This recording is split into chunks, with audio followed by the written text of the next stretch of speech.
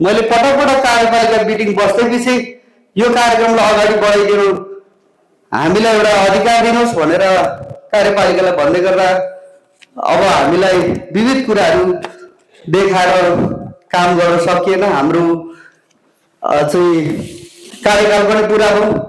हामीले यहाँ के ट्याग लियौँ भने काम गर्न नसक्ने समिति निर्माण भएछ भन्ने एउटा ट्याग बोकेर हेऱ्यौँ र हाम्रो त्यो पनि सक्यो। यो के कारणले हो यसलाई त्यसै गरेर अर्को भूमि अन्तर्गतका कुरा रहे। यो किताकाट किन मान्छेको मत अहिलेसम्म खुल्न सकेन? किताकाट खुल्दै गर्दा के समस्या छ यो विषयमा पनि यो कहिलेसम्म किताकाट खुल्छ यो विषयमा प्रस्ताव भनिदिनु म अनुरोध गर्दछु। त्यसै गरेर यो सार्वजनिक सुनाइको विषयमा यहाँनिर मेरो देखेमा अघिल्लोचोटि भराभर मान्छे हुँदा अहिले किन घट्दैछ भन्ने कुरामा आज चाहिँ के हो भने आउँदा दिनहरूमा चाहिँ यसलाई रेकर्ड राखिन्छ भन्ने कुरा हो। सायद त्यो रेकर्ड नभएर पनि होला यो हाम्रो खाली हुँदै गएको, सुनाइ मात्रै भयो तर कार्यान्वयन कुनै पनि नभएर हो कि भन्ने। जस्तै मैले यसलाई तोकेरै भने अघिल्लोचोटि हाम्रो वडामा मैले नै सायद उठाएको थिएँ यो टोल समितिको कुरा।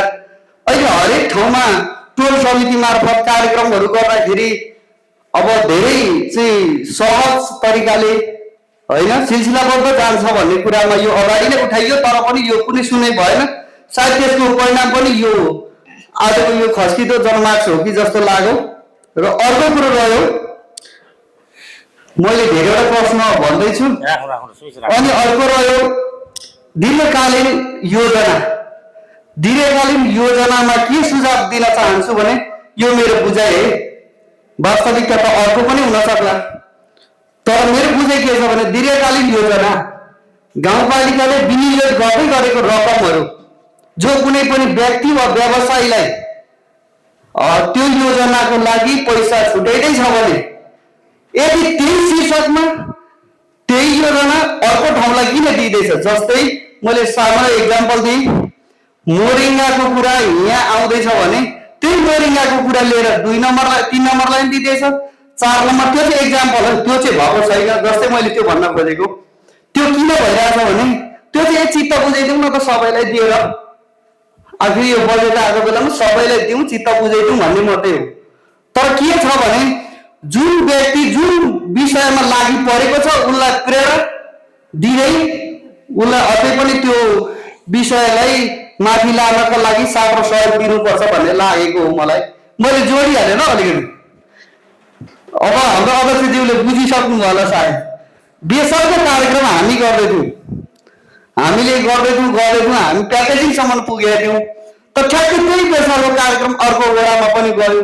त्यसो गर्दा के हो भने हामी नै प्रतिस्पर्धा हो। अब हामी नै प्रतिस्पर्धा भएपछि यो चाहिँ के हो भने एउटा योजना चित्त बुझाउने तरिकाबाट मात्रै अगाडि बढेको जस्तो मैले देखेँ। यो चाहिँ मेरो एउटा सुझाव हो। धन्यवाद। अहिलेलाई मैले यति नै मेरो प्रश्नहरू राखेँ।